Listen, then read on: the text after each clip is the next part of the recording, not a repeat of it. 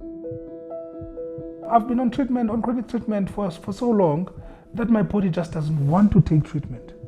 I just don't want to take treatment. I just don't want a reminder that I'm living with HIV. I just don't want a reminder that I'm living with any of the chronic conditions that I have. I got to know about my HIV status, I think around 1999. The doctor comes in 7 o'clock in the morning for his rounds, and he was like, "Your results are back, you have AIDS." He threw the results at the foot of the bed and he left. No counseling, nothing. And before he left, he said, "I've got 3 months to live." My mom came to visit. The first thing she said was, "I want you out of here so that I can take care of you. I love you." Those words got me up. They gave me strength. I started ARVs, and that's when I would also get diagnosed with depression after I tried to commit suicide. I spent 37 days in a mental ward getting intensive counseling. That's how messed up I was. It was only after a lot of research that I got to understand that one of the pills that I was taking, the side effects is suicide ideations. So it was bound to happen.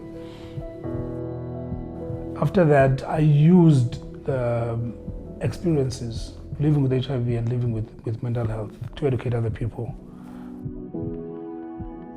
Over time, we've seen a rise in depression amongst people that are living with HIV, also suicide ideations. And unfortunately, if you have a doctor who doesn't understand HIV, it's easy to just put you on treatment without understanding what is the cause of the challenge that you're having currently. And if they're not okay mentally, they will default.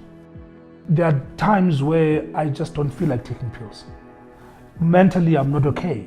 There are times where I deliberately default. And now instead of managing, you are going to manage the symptoms of defaulting, which is viral load that is not suppressed. You are not going to heal the person because you don't understand or know why they have done that. What we need is for nurses to be able to spend enough time with the patient where they say, "How are you mentally?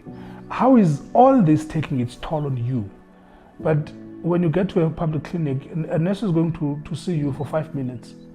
There's nothing that they're going to get for 5 minutes. And it's not because they don't want to. They want to, but there's a queue outside of 80 people waiting for this nurse. So they have to push the numbers. When I have a breakdown, I'll call anyone that I know cares about me, and I'll talk to them. I'll tell them about whatever that I'm having, because they will want to understand why, what made me feel like that. You have been living with HIV for so long, and you know there's another brother who has been living with HIV for almost the same number of years or even longer than you have. That shared struggle that we had is what has kept us together even to this day. No one else understands us better than we understand each other and where we come from. So there has been a huge step, a huge evolution of treatment. The side effects are very limited, very, very limited. But unfortunately, there are people who still don't want to change because they are scared. These are the people that we really need to monitor. We need to get our healthcare providers to understand the link between HIV and mental health, because the mental health of every patient will lead to whether they are defaulting or not.